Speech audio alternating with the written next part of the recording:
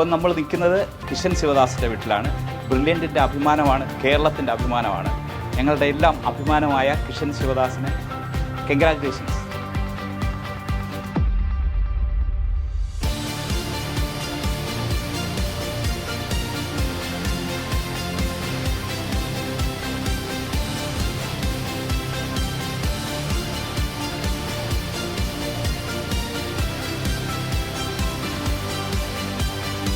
Hi guys, ഇന്ന് നമ്മൾ നിൽക്കുന്നത് കിഷൻ ശിവദാസിൻ്റെ വീട്ടിലാണ്. സോ കിഷൻ, ആദ്യമേ തന്നെ ഒരു big congratulations for the big win. Okay, അപ്പോൾ കിഷനെ തീർച്ചയായിട്ടും നമുക്ക് എല്ലാവർക്കും അറിയേണ്ടതായിട്ടുണ്ട്. അപ്പോൾ കിഷൻ, ചെറിയൊരു ഇൻട്രൊഡക്ഷൻ നൽകാമോ? എൻ്റെ പേര് കിഷൻ ശിവദാസ്. ഞാൻ തിരുവനന്തപുരം സ്വദേശിയാണ്. ഞാൻ 1ാം ക്ലാസ് മുതൽ പഠിച്ചത് തിരുവനന്തപുരത്തെ ശ്രീകാര്യത്തെ ലയോള സ്കൂളിലാണ്. ഇവിടുത്തെ എല്ലാ അധ്യാപകരോടും ഞാൻ നന്ദി പറയുന്നു. പ്രത്യേകിച്ച് ഇവിടുത്തെ പ്രിൻസിപ്പളായ ഫാദർ സാൽവിൻ അഗസ്റ്റിൻ എസ്.ജിയോടും ബ്രില്യൻറ്റിലെ ഡയറക്ടറായ സെബാസ്റ്റ്യൻ സാറിൻ്റെ തുടർച്ചയായിട്ടുള്ള മോട്ടിവേഷൻ എന്നെ ഒരുപാട് ഹെൽപ്പ് ചെയ്തിട്ടുണ്ട്. അതിനും ഞാൻ നന്ദി പറയുന്നു. ഞാൻ ബ്രില്യൻറ്റിൻ്റെ IIT എയിംസ് 2 ഇയർ ഇൻ്റഗ്രേറ്റഡ് പ്രോഗ്രാമിലെ വിദ്യാർത്ഥിയാണ്. ഓക്കെ, കിഷൻ്റെ പേരൻസ് ഒക്കെ എന്ത് ചെയ്യുന്നു? എൻ്റെ അച്ഛൻ്റെ പേര് ശിവദാസനാർ. ഇവിടെ നിംസ് ഹോസ്പിറ്റലിലെ ന്യൂറോളജിസ്റ്റാണ്. ആൻഡ് എൻ്റെ അമ്മയുടെ പേര് ആരാധന രാധാകൃഷ്ണൻ. അമ്മ ഗോകുലം മെഡിക്കൽ കോളേജിലെ ഗൈനക്കോളജിസ്റ്റാണ്. ഓക്കെ, അപ്പോൾ അച്ഛനും അമ്മയും ഡോക്ടർമാരാണ് അല്ലേ? അപ്പോൾ പൊതുവേ നമ്മൾ കണ്ടുവരുന്നൊരു ട്രെൻഡ് എന്ന് പറഞ്ഞാൽ അച്ഛനും അമ്മയും ഡോക്ടറാണെങ്കിൽ തീർച്ചയായിട്ടും മകൻ അല്ലെങ്കിൽ മകളും ഈ ഒരു ഡോക്ടർ ഒരു മെഡിസിൻ പ്രൊഫഷനിലേക്ക് പോകുന്നതാണ്. എന്തുകൊണ്ടാണ് കിഷൻ ഒന്ന് മാറ്റി ചിന്തിക്കാൻ നമുക്ക്? എനിക്ക് എൻ്റെ 11th തുടങ്ങിയപ്പോൾ എനിക്ക് ആദ്യമേ അറിയായിരുന്നു മെഡിസിൻ എനിക്ക് താല്പര്യമില്ല. ഓക്കെ, അപ്പോൾ ഞാൻ കുറച്ചുകൂടി ചേർന്നത് എൻജിനീയറിംഗ് സൈഡിലേക്കാണ്. പിന്നെ പഠിച്ച് വന്നപ്പോൾ എനിക്ക് നല്ല ഇൻട്രസ്റ്റ് ആയി എൻജിനീയറിംഗിലോട്ട്. ആൻഡ് ഇപ്പോൾ എനിക്ക് നല്ല ആഗ്രഹമുണ്ട്. ഓക്കെ, എവിടെയെങ്കിലും ഒരു മോട്ടിവേഷനോ അല്ലെങ്കിൽ ഒരു എന്താ പറയുക ഒരു പുഷ് ഫാക്ടർ എന്ന് പറഞ്ഞ എന്തെങ്കിലും ഫാക്ടറൊക്കെ ഉണ്ടായിരുന്നോ? അത് തന്നെ തോന്നിയതാണോ? തന്നെ തോന്നി. അപ്പോൾ ഫാമിലിയിൽ വേറെ എൻജിനീയേഴ്സ് ആരെങ്കിലും ഉണ്ടോ? എൻ്റെ ചേട്ടൻ എൻജിനീയർ ആയില്ല, പക്ഷേ ഇപ്പോൾ എൻജിനീയറിംഗ് വിദ്യാർത്ഥിയാണ്. ഓക്കെ, എവിടെ?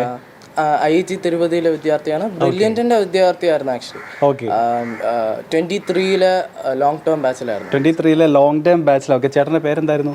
നവനീത് ശിവദാസ്. ലോങ് ടേം ബാച്ചിലെ വിദ്യാർത്ഥിയായിരുന്നു. ഇപ്പോൾ IIT തിരുപ്പതിയിൽ എൻജിനീയറിങ്ങിന് പഠിക്കുകയാണ്. ഓക്കെ, കിഷന് ഏതെങ്കിലും ഒരു സ്പെസിഫിക് ഡ്രീം ക്യാമ്പസ് അല്ലെങ്കിൽ ഒരു സ്പെസിഫിക് സ്ട്രീം അങ്ങനെ എന്തെങ്കിലുമൊക്കെ ഉണ്ടോ? ഒരു ഏരിയ ഓഫ് ഇൻട്രസ്റ്റ് എന്ന് പറയാൻ?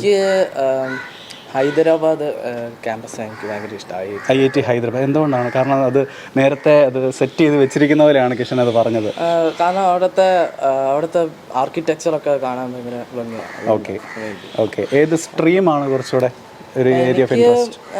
എനിക്ക് CS ആണ്. എന്തുകൊണ്ടാണത്? CS ഒരുപാട് മാത്സ് ഇൻവോൾവ് ആണെന്നാണ് എൻ്റെ ഒരു വിശ്വാസം. അതുകൊണ്ടാണ് എനിക്ക് CS ഇഷ്ടം. അപ്പോൾ മാത്സ് ആണോ ഫേവറേറ്റ് സബ്ജക്റ്റ്? ഫേവറേറ്റ് സബ്ജക്റ്റ് എന്നല്ല, എനിക്ക് 3 സബ്ജക്റ്റ് ഈക്വലി ഇഷ്ടമാണ്. മാത്സും ഇഷ്ടമാണ്. ഓക്കെ, ഇപ്പോൾ സബ്ജക്ട്സിനെ പറ്റി പറഞ്ഞു, 3 സബ്ജക്റ്റ് ഒരേപോലെ ഇഷ്ടമായിരുന്നു എന്നാണ് പറഞ്ഞത്. ഓക്കെ, അപ്പോൾ നമ്മുടെ ഈ ഒരു സ്റ്റഡിയിങ് കാലഘട്ടത്തിൽ, ബ്രില്യൻറ്റിലെ ഒരു സ്റ്റഡിയിങ് കാലഘട്ടത്തിൽ എങ്ങനെയായിരുന്നു ഈ ചാപ്റ്റേഴ്സ് അല്ലെങ്കിൽ സബ്ജക്ട്സ് ഒക്കെ ഡിവൈഡ് ചെയ്തത്? ലൈക്ക് ഏതിനാണ് കൂടുതൽ ഇമ്പോർട്ടൻസ് കൊടുത്തത്? അല്ല അങ്ങനെ എന്തെങ്കിലും ഒരു സ്ട്രാറ്റജി ഉണ്ടായിരുന്നോ? ഞാൻ ആക്ച്വലി എൻ്റെ ഫസ്റ്റ് ഇയർ ആക്ച്വലി ഞാൻ ആദ്യമൊക്കെ കുറച്ച് ഉഴപ്പായിരുന്നു. ഓക്കെ, അപ്പോൾ ഒരു നവംബർ ആയപ്പോഴാണ് ഞാൻ ശരിക്കും പഠിച്ചു തുടങ്ങിയത്. അപ്പോൾ അത് പഠിച്ചു തുടങ്ങാനുള്ള കാരണം ഞാൻ കെമിസ്ട്രി പഠിച്ചു വന്നപ്പോൾ എനിക്ക് ഭയങ്കര ഇൻട്രസ്റ്റ് ആയിട്ട് തോന്നിയാൽ. ഓക്കെ, അപ്പോൾ ഒരു ആദ്യത്തെ ഒരു 1-2 മാസമൊക്കെ ഞാൻ കെമിസ്ട്രിയാണ് ഭയങ്കരമായിട്ട് ഫോക്കസ് ചെയ്തത്. എന്നിട്ട് ഫിസിക്സ് ചെയ്തു. എന്നിട്ട് മാത്സ് എനിക്ക് ആക്ച്വലി ആദ്യം ഒട്ടും ഇഷ്ടമല്ലായിരുന്നു. ഓക്കെ, എന്നിട്ട് പിന്നെ സെക്കൻഡ് ഇയർ ആയപ്പോൾ ചെയ്ത് വന്നിട്ടാണ് ഇഷ്ടം വന്നത്. ഇപ്പോൾ എനിക്ക് എല്ലാ സബ്ജക്റ്റും ഈക്വലി ഇഷ്ടമാണ്. ഓക്കെ, ഏറ്റവും കംഫർട്ട് സോൺ എന്ന് പറയാൻ പറ്റുന്നൊരു സബ്ജക്റ്റ് അങ്ങനെയുണ്ടോ? കംഫർട്ട് സോൺ അങ്ങനെയില്ല, എനിക്ക് അങ്ങനെ എല്ലാം ഈക്വൽ. ഓക്കെ, അപ്പോൾ എല്ലാ സബ്ജക്റ്റും ഈക്വൽ ആണെന്ന് പറഞ്ഞു. എങ്ങനെയാണ് ഈ സബ്ജക്റ്റുകൾക്ക് ഒരു സ്റ്റഡി പ്ലാൻ ഒക്കെ ഉണ്ടാക്കിയത്? ലൈക്ക് ചിലപ്പോൾ പല വിദ്യാർത്ഥികളും പറയുന്നത് കേൾക്കാറുണ്ട്, ഞാൻ കെമിസ്ട്രിക്ക് ഇത്ര അവേഴ്സ് കൊടുത്തു, മാത്സിന് ഇത്ര അവേഴ്സ് കൊടുത്തു, അങ്ങനെ എന്തെങ്കിലുമൊക്കെ ഉണ്ടായിരുന്നോ? അങ്ങനെയില്ല, എനിക്ക് നീഡ് ഓഫ് ദ അവർ എന്താണോ, ഇപ്പോൾ കെമിസ്ട്രി എക്സാം ഉണ്ടെങ്കിൽ കെമിസ്ട്രി പഠിക്കും. ഓക്കെ, അല്ലെങ്കിൽ എനിക്ക് കെമിസ്ട്രി ഒരു ടോപ്പിക്ക് പാടാണെങ്കിൽ കെമിസ്ട്രി പഠിക്കും. മാത്സ് ടോപ്പിക്ക് പാടാണെങ്കിൽ മാത്സ് പഠിക്കും. അങ്ങനെയാണ് ഞാൻ ചെയ്യാറ്. ഓക്കെ, അതിലൊരു സ്പെസിഫിക് പാറ്റേൺ ആയിട്ടില്ല, ലൈക്ക് എല്ലാം കവർ ചെയ്യും, എല്ലാം cover. അന്നേരത്തെ ഒരു ഇമ്പോർട്ടൻസ് എങ്ങനെയാണെന്ന് നോക്കിയിട്ട് അതിന് പ്രയോറിറ്റി കൊടുക്കും അല്ലേ? Okay okay okay. അപ്പോൾ നമ്മുടെ ബ്രില്യൻറ്റിലെ കോച്ചിങ്ങിനെ പറ്റി എന്താണ് പറയാനുള്ളത്? ആ ഒരു എക്സ്പീരിയൻസ് ഒക്കെ എങ്ങനെയുണ്ടായിരുന്നു? ബ്രില്യൻറ്റിലെ കോച്ചിങ്ങിനെ പറ്റി പറയുകയാണെങ്കിൽ ടീച്ചിങ് നല്ലതാണ്, ഡൗട്ട് ക്ലിയറിങ് നല്ലതാണ്, മെറ്റീരിയൽസ് നല്ലതാണ്. പക്ഷേ ഏറ്റവും ഇമ്പോർട്ടൻ്റ് എന്ന് പറയുന്നത് ബ്രില്യൻറ്റ് തന്ന എക്സ്പോഷറാണ്. ബ്രില്യൻറ്റിൽ എൻ്റെ കൂടെ റെസിഡൻഷ്യൽ ബാച്ചിൽ പഠിച്ചവർ ആണ് ഈ കേരളയിലെ ഏറ്റവും നല്ല പെർസെൻറ്റേജ് സ്കോറുകൾ നേടിയിരിക്കുന്നത് അല്ലേ? ഓക്കെ. അതുകൊണ്ട് അവരുടെ കൂടെ പഠിക്കുമ്പോൾ നമുക്ക് ശരിക്കും നമ്മുടെ ക്വാളിറ്റി ചെക്ക് ചെയ്യാൻ പറ്റും. Okay, more than a peer pressure is a peer influence. Yes, okay. അപ്പോൾ തീർച്ചയായിട്ടും നമ്മൾ ഈ ഒരു മെയിൻ എക്സാമിന് മുന്നോടിയായിട്ട് മോഡൽ എക്സാമുകൾ എന്ന് പറഞ്ഞൊരു ഫാക്ടറുണ്ട്. പലരും പറയുന്നത്, അല്ലെങ്കിൽ പാസ് ഔട്ടായി ഇപ്പോൾ വലിയ വലിയ എഞ്ചിനീയറിംഗ് കോളേജുകളിൽ പഠിക്കുന്ന വിദ്യാർത്ഥികൾ പറയുന്ന ഒരു കാര്യമാണ്, അവർക്ക് ഏറ്റവും ഇൻഫ്ലുവൻഷ്യൽ ആയിട്ട് തോന്നിയത് ബ്രില്യൻ്റ് ഇട്ട മോഡൽ എക്സാമുകളായിരുന്നു. എങ്ങനെയായിരുന്നു ആ ഒരു എക്സ്പീരിയൻസ്? മോഡൽ എക്സാമുകൾ എങ്ങനെയാണ് നേരിട്ട് അന്നേരത്തെ സ്കോറും കാര്യങ്ങളൊക്കെ എങ്ങനെയായിരുന്നു? മോഡൽ എക്സാംസിൽ എനിക്ക് ജനറലി നല്ല സ്കോറാണ് കിട്ടിയത്. മോഡൽ എക്സാം സമയത്താണ് മാത്സ് ഞാൻ ഏറ്റവും കൂടുതൽ പഠിച്ചത്, ഏറ്റവും കൂടുതൽ PYQ ചെയ്തത്. അങ്ങനെയാണ് മാത്സ് നന്നായി വന്നത്. ഫിസിക്സും കെമ്മും ഞാൻ ലെസ് ഫോക്കസ് ആണ് ചെയ്തത്. കെം തിയറി വായിക്കും, ഫിസിക്സ് തിയറി വായിക്കും, ക്വസ്റ്റ്യൻസ് ചെയ്യും, അങ്ങനെയൊക്കെ മാത്രം. പക്ഷെ മാത്സ് വളരെയധികം ഇമ്പ്രൂവ് ചെയ്തത് ആ ഒരു മോഡൽ എക്സാമിൻ്റെ സമയത്താണ്. ഇപ്പോൾ ഒരാഴ്ചയിൽ സാറ്റർഡേ എക്സാം ഉണ്ടെങ്കിൽ മൺഡേ ടു ഫ്രൈഡേ ഞാൻ മെയിൻലി ചെയ്യുന്നത് മാത്സ് ആയിരുന്നു, ക്വസ്റ്റ്യൻസ് ചെയ്യുമായിരുന്നു. അപ്പോൾ അങ്ങനെയാണ് മാത്സ് ഒരു 14-15 ക്വസ്റ്റ്യനിൽ നിന്ന് 20-21-22 ക്വസ്റ്റ്യൻ. ഓക്കെ, ഒരു കോൺസ്റ്റൻറ്റ് പ്രാക്ടീസ് നമുക്ക് ആ ഒരു സമയത്ത് ചെയ്യാൻ പറ്റി. Okay okay. അപ്പോൾ ഈ മോഡൽ എക്സാംസിൻ്റെ ആ ഒരു സമയത്ത് ഇപ്പോൾ ചിലപ്പോൾ മാർക്ക് കുറഞ്ഞു പോകാം, ചിലപ്പോൾ മാർക്ക് കയറുക, അത് ആ ഒരു ടഫ്നെസ്സിൻ്റെ, അത് ഇപ്പോൾ നമുക്ക് മാർക്ക് കുറവാണെങ്കിൽ പേപ്പർ ടഫാണെങ്കിൽ തീർച്ചയായിട്ടും ബാക്കിയുള്ള എല്ലാ കുട്ടികൾക്കും അതുപോലെ തന്നെ ആയിരിക്കും. ഓക്കെ, അപ്പോൾ ആ ഒരു സമയത്ത് എങ്ങനെയായിരുന്നു? മാർക്ക് കുറയുമ്പോൾ കിഷൻ ഡൗൺ ആകുമായിരുന്നു, അതോ അന്നത്തെ ഒരു സംഭവമൊക്കെ എങ്ങനെയായിരുന്നു? മാർക്ക് കുറയുമ്പോൾ കുറച്ച് ഡൗൺ ആവും, പക്ഷേ അറിയാം എന്താ ലോങ് ടേം ഒരു മോഡൽ എക്സാമിൽ അത്ര എഫക്റ്റ് ഒന്നും ഇല്ല. പിന്നെ നമുക്ക് മാർക്ക് കുറയുമ്പോൾ അറിയാൻ പറ്റും എന്താണ് നമ്മൾ ചെയ്ത മിസ്റ്റേക്ക്. അപ്പോൾ അത് അറിഞ്ഞാൽ പിന്നെ അതിൽ ഇമ്പ്രൂവ് ചെയ്തിട്ട് അടുത്ത എക്സാമിന് നന്നായിട്ട് സ്കോർ ചെയ്താൽ ചെയ്യാൻ പറ്റും. ഓക്കെ, ഈ മോഡൽ എക്സാംസിൻ്റെ കൂടെ തന്നെ നമ്മൾ പറയുന്ന ഒരു കാര്യമാണ്, നമ്മുടെ ഇ ലേണിംഗ് ആപ്ലിക്കേഷൻ്റെ അകത്ത് പ്രീവിയസ് ഇയർ ക്വസ്റ്റ്യൻ പേപ്പേഴ്സൊക്കെ എത്ര എണ്ണം ചെയ്തിട്ടുണ്ട്? ഞാൻ ഇ ലേണിംഗ് ആപ്പിൽ നിന്നല്ല ചെയ്തത്, ബ്രില്യൻറ്റിൻ്റെ ഒരു ബുക്ക് വന്നായിരുന്നു, അതിൽ നിന്നാണ് PYQ പേപ്പേഴ്സ് ചെയ്തത്. 2025 ഞാൻ എല്ലാം ചെയ്ത്, 24 കുറച്ച് ചെയ്തു.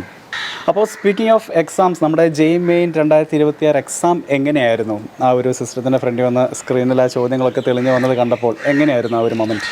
ഞാൻ ഒരു 30 മിനിറ്റ് മുന്നെയാണ് എക്സാം സെൻറ്ററിലെ സീറ്റിലെത്തിയത്. ഞാൻ അങ്ങ് ടെൻഷൻ അടിച്ചിരിക്കുമായിരുന്നു. പിന്നെ ഞാൻ കുറച്ച് ശ്വാസമൊക്കെ എടുത്ത് സമാധാനപ്പെട്ടു.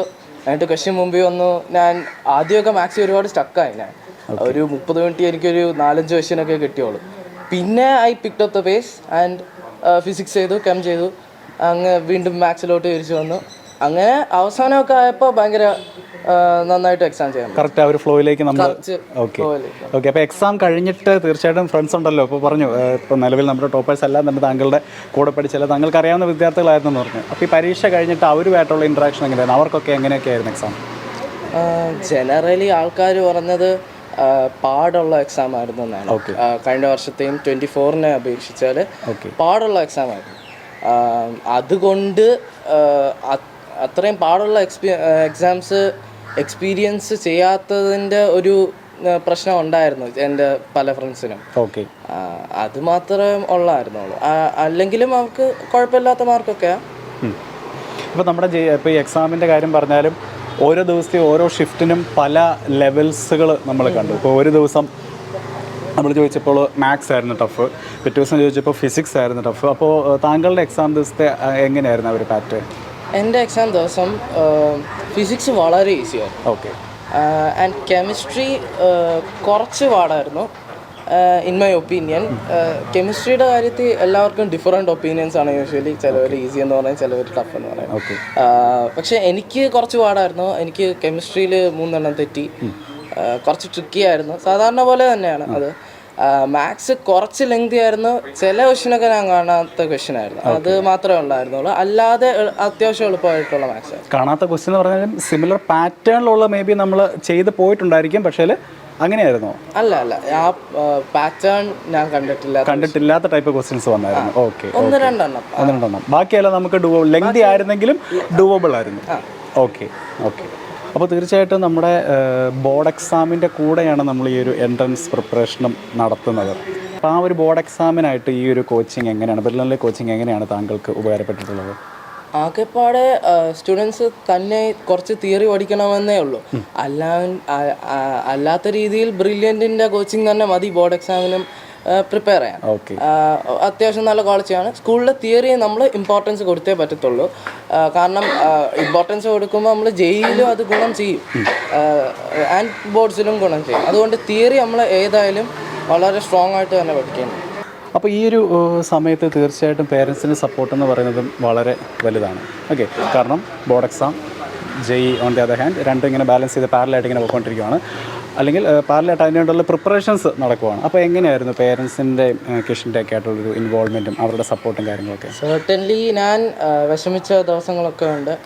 അന്നൊക്കെ എനിക്ക് ശക്തി തന്ന എൻ്റെ പാരൻസ് തന്നെയാണ്. എൻ്റെ അടുത്ത് സംസാരിച്ച് എനിക്ക് മെൻ്റൽ സ്ട്രെങ്ത് തന്നത് എൻ്റെ പാരൻസ് തന്നെയാണ്.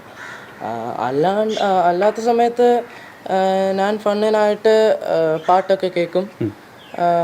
എനിക്ക് ഇഷ്ടം റാപ്പ് മ്യൂസിക്കൊക്കെയാണ്. എൻ്റെ ഫേവറേറ്റ് ആർട്ടിസ്റ്റ് കാന്യെ, കെൻഡ്രിക് ലമാറൊക്കെ. അവരുടെ പാട്ടുകളൊക്കെ കേൾക്കും. അപ്പോൾ നമ്മുടെ ഒരു മോട്ടിവേഷൻ കിട്ടും, ഒരു സന്തോഷം കിട്ടും. പിന്നെയും പഠിക്കാൻ പറ്റും, ഒരുപാട് കൂടിയും ഊർജ്ജത്തോടെ പഠിക്കാൻ പറ്റും. ഓക്കെ, അപ്പോൾ ജെഇ അഡ്വാൻസിനായിട്ട് എന്തെല്ലാമാണ് പ്രിപ്പറേഷൻസ്? ജെഇ അഡ്വാൻസിനായിട്ട് മാത്സും മെയിൻസിലെ മാത്സും അഡ്വാൻസിലെ മാത്സും നല്ല സിമിലറാണ്. ഓക്കെ, അതുകൊണ്ട് ഇപ്പോൾ മാത്സ് കുറവ് ഫോക്കസ് ചെയ്യുന്നതായിരിക്കും എനിക്ക് നല്ലതെന്ന് തോന്നുന്നു. പക്ഷേ ഫിസിക്സിൽ ഒരുപാട് ഡിഫറൻസ് ഉണ്ട്.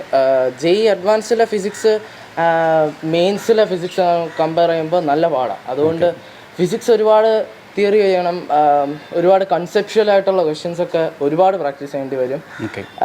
കെം ഇപ്പോൾ ഫിസിക്കൽ നോക്കുകയാണെങ്കിൽ ഞാൻ ചെയ്യുന്ന ബുക്സ് ഉണ്ട്. പി ബഹാദൂർ എന്ന് പറഞ്ഞ ഒരു ബുക്കുണ്ട്, നല്ല ബുക്കാണ്. ബേസിക്കലി കാൽക്കുലേറ്റീവ് ആയിട്ടുള്ള ക്വസ്റ്റ്യൻസ് ആയിരിക്കും മിക്കവാറും ഫിസിക്കൽ കെമ്മിൽ ചോദിക്കുന്നത്, based on previous years. And organic വലിയ സ്കീം റിയാക്ഷൻസ് ഒക്കെ ചോദിക്കും, അതൊക്കെ ഞാൻ പ്രാക്ടീസ് ചെയ്യുന്നുണ്ട്. Inorganic purely NCERT based, NCERT എത്രയും പഠിക്കാൻ പറ്റുമോ അത്രയും പഠിക്കും. ഓക്കെ, അപ്പോൾ നമ്മുടെ ബ്രില്യനിലെ ഒരുപാട് ഫെസിലിറ്റീസ് ഉണ്ട്. ഇപ്പോൾ ഓൺലൈൻ എക്സാംസ് ഉണ്ട്, ഓഫ്ലൈൻ എക്സാംസ് ഉണ്ട്, ഇപ്പോൾ പറയുന്ന സ്റ്റഡി മെറ്റീരിയൽസ് ഉണ്ട്, റെഫറൻസുകളുണ്ട്. ഇതിൻ്റെ അകത്ത് ഏറ്റവും കൂടുതൽ കിഷൻ യൂട്ടിലൈസ് ചെയ്തൊരു ഫെസിലിറ്റി ഏതായിരുന്നു? ഏറ്റവും കൂടുതൽ യൂട്ടിലൈസ് ചെയ്യുന്ന ഫെസിലിറ്റി എന്ന് പറഞ്ഞാൽ സ്റ്റഡി മെറ്റീരിയൽ മോഡൽ എക്സാം തന്നെയാണ്. ഞാൻ ഈ ഒരു 2 years ഞാൻ ഏറ്റവും കൂടുതൽ ചെയ്തിട്ടുള്ളത് സ്റ്റഡി മെറ്റീരിയൽ. ആകെപ്പാടെ ഈ മോഡൽ എക്സാം വരുമ്പോഴാണ് ഞാൻ PYQ ഒക്കെ ചെയ്തു തുടങ്ങിയത്. പിന്നെ online exams obviously have helped a lot. എൻ്റെ എക്സാം റൈറ്റിംഗ് എറ്റിക്കറ്റ് നന്നായി വന്നത് ഓൺലൈൻ എക്സാംസ് എഴുതി ശീലിച്ചുകൊണ്ടാണ്. എന്തായിരുന്നു ഒരു ഡിഫറൻസ്? എന്തായിരുന്നു like before model exams and after model exams? What was the difference? Time management ആണ് ഏറ്റവും ക്രിറ്റിക്കൽ. ഈ ഓൺലൈൻ എക്സാംസ് എഴുതുമ്പോൾ ടൈം മാനേജ്മെൻറ്റ് നമ്മൾ എങ്ങനെ ചെയ്യുന്നതെന്ന് ശരിക്കും റിയലൈസ് ചെയ്യുന്നു. അപ്പോൾ കിഷൻ്റെ പേരൻസും നമ്മോടൊപ്പം ഇപ്പോൾ ചേർന്നിരിക്കുകയാണ്. വെൽക്കം സർ, മാം. അപ്പോൾ രണ്ടുപേരും ഡോക്ടേഴ്സാണ്. ചെറിയൊരു ഇൻട്രൊഡക്ഷൻ രണ്ടുപേരും. എൻ്റെ പേര് ആരാധന. ഞാൻ ഗോകുലം മെഡിക്കൽ കോളേജിൽ ഗൈനക്കോളജി ഡിപ്പാർട്ട്മെൻറ്റിൽ അസോസിയേറ്റ് പ്രൊഫസറായിട്ട് വർക്ക് ചെയ്യുന്നു. ഓക്കെ. എൻ്റെ പേര് ശിവദാസൻ. ഞാൻ നിംസ് ഹോസ്പിറ്റലിലെ ന്യൂറോളജിസ്റ്റാണ്. ഓക്കെ. അപ്പോൾ കിഷൻ ഒരു കേരള ടോപ്പറൊക്കെ ആയിട്ട് ഇങ്ങനെ നിൽക്കുകയാണ്. ഇത്രയും വലിയൊരു സ്കോറൊക്കെ ലഭിച്ചു എന്ന് അറിഞ്ഞപ്പോൾ ഉണ്ടായ ഒരു മൊമെൻറ്റ് എങ്ങനെയായിരുന്നു സാർ? വളരെ സന്തോഷമുണ്ടായിരുന്നു. ഓക്കെ.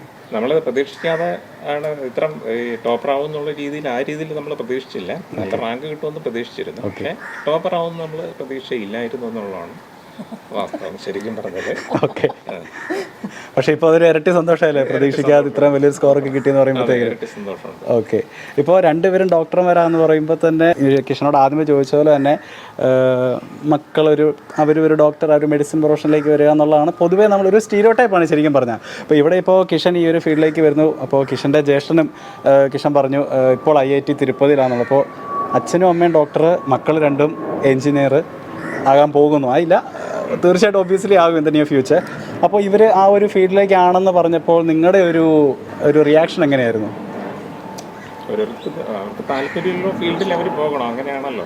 അല്ല, താല്പര്യമില്ലാത്തൊരു ഫീൽഡിൽ പോയിട്ട് പിന്നെ സ്ട്രഗിൾ ചെയ്യുന്നതിനൊക്കെ നല്ലത് ഇപ്പോഴേ താല്പര്യമുള്ള ഫീൽഡിലോട്ട് പോകുന്നതല്ലേ നല്ലത്. ഓക്കെ, അതല്ലേ നല്ലത്. തീർച്ചയായിട്ടും. അപ്പോൾ വേറെ ചോയ്സ് അവർ എടുക്കട്ടെ, സപ്പോർട്ട് ചെയ്യും. സപ്പോർട്ട് ചെയ്തു, അവരെടുത്ത ചോയ്സ് സപ്പോർട്ട് ചെയ്തു. Okay okay. സോ മാം, ഒബ്വിയസ്ലി കിഷൻ അവിടെ പഠിക്കുമ്പോൾ നമുക്കൊരു കോർഡിനേറ്റർ ഉണ്ട്. എല്ലാ വിദ്യാർത്ഥികൾക്കും അവർക്കൊരു കോർഡിനേറ്റർ നമ്മൾ അറേഞ്ച് ചെയ്ത് കൊടുക്കുന്നതാണ്. അവരാണ് പേരൻസുമായിട്ട് കൂടുതൽ കമ്മ്യൂണിക്കേറ്റ് ചെയ്യുന്നത്. ഇപ്പോൾ അക്കാഡമിക്സിൻ്റെ കാര്യമായിട്ടാണെങ്കിലും എന്ത് കാര്യമായിട്ടാണെങ്കിലും. അപ്പോൾ ആ ഒരു കോർഡിനേഷൻ, ബ്രില്യൻറ്റിൻ്റെ ആ ഒരു നിങ്ങളിലേക്ക് എത്തിയ ഒരു കോർഡിനേഷൻ അതെങ്ങനെയായിരുന്നു? വളരെ നല്ലതായിരുന്നു. നമുക്ക് എന്ത് ആവശ്യം ഉണ്ടെങ്കിലും ഉടനെ തന്നെ വിളിച്ചാൽ കിട്ടും, ഉടനെ തന്നെ റെസ്പോൺസ് ഉണ്ട്. വളരെ വളരെ ഹെൽപ്ഫുൾ ആയിരുന്നു. ഇവൻ്റെ മണികണ്ഠൻ എന്ന് പറഞ്ഞൊരു സാറ് ഭയങ്കര ഹെൽപ്ഫുള്ളും കിഷനും ഭയങ്കര മോട്ടിവേഷനും ഒക്കെയായിരുന്നു മണികണ്ഠൻ. ഇപ്പോഴും ആ സാറുമായിട്ട് ഇവൻ കോൺടാക്ട് ഇപ്പോഴും മെയിൻറ്റെയിൻ ചെയ്യുന്നുണ്ട്. ഓക്കെ. അപ്പോൾ മാമിൻ്റെ ഒരു റിയാക്ഷൻ എങ്ങനെയായിരുന്നു, ലൈക്ക് ഇത്രയും വലിയൊരു സ്കോറൊക്കെ കിട്ടിയെന്ന് അറിഞ്ഞപ്പോൾ? വളരെ വളരെ സന്തോഷം. മുൻ്റെ അച്ഛൻ പറഞ്ഞതുപോലെ ഇത്രയും ഞങ്ങൾ എക്സ്പെക്ട് ചെയ്തില്ല. നല്ല രീതിയിൽ വരുമെന്ന് 99 വരുമെന്ന് അങ്ങനെ വിചാരിച്ചിരുന്നു. പക്ഷേ ഇത്രയും കേരളത്തിലെ ടോപ്പർ ആവുമെന്ന് ഒരിക്കലും വളരെ സന്തോഷം. Okay okay. അപ്പോൾ കിഷൻ നേരത്തെ പറയുകയുണ്ടായി, കിഷൻ എന്തെല്ലാം ഡൗൺ ഒക്കെ ആയിട്ടിരിക്കുമ്പോൾ പേരൻസിനോടാണ് സംസാരിക്കുന്നത്. പേരൻസ് അത്യാവശ്യം സംസാരിച്ച് ഒരു ചെറിയൊരു ബൂസ്റ്റപ്പ് ഒക്കെ നൽകാറുണ്ടായിരുന്നു എന്നുള്ളത്. അപ്പോൾ ആ ഒരു മൊമെൻറ്റ്സ് ഒക്കെ എങ്ങനെ ഉണ്ടായിരുന്നു? നമ്മൾ മാക്സിമം എപ്പോഴും ഞാൻ പറഞ്ഞു കൊടുക്കും, ഒരു തവണ അല്ലെങ്കിൽ അടുത്ത തവണ, ഇതൊന്നും it's not an end. Yes. അപ്പോൾ keep trying, you will reach your destination. Okay. അപ്പോൾ കിഷൻ, മാം, സാർ, അപ്പോൾ ഈ ഒരു മൊമെൻറ്റ് നമ്മളോടൊപ്പം ഷെയർ ചെയ്തതിൽ വളരെ അധികം നന്ദിയുണ്ട്. And Kishan, once again congratulations from Brilliant and Brilliant family and from me personally. അപ്പോൾ തീർച്ചയായിട്ടും IIT ഹൈദരാബാദാണ് ലക്ഷ്യം വെച്ചിരിക്കുന്നത്. അവിടുത്തെ അക്കാഡമിക്സിനെ പറ്റി ഒന്നുമില്ല, അവിടുത്തെ ബിൽഡിങ്ങും കാര്യങ്ങളൊക്കെ കൊള്ളാം. അതുകൊണ്ട് എന്നാൽ പിന്നെ അവിടെ പോയി സെറ്റപ്പ് ആക്കിയേക്കാമെന്നാണ് കിഷൻ പറഞ്ഞിരിക്കുന്നത്.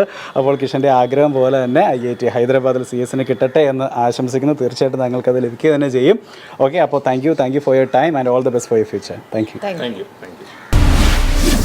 Brilliant Study Center, India's #1 coaching center for NEET and JEE.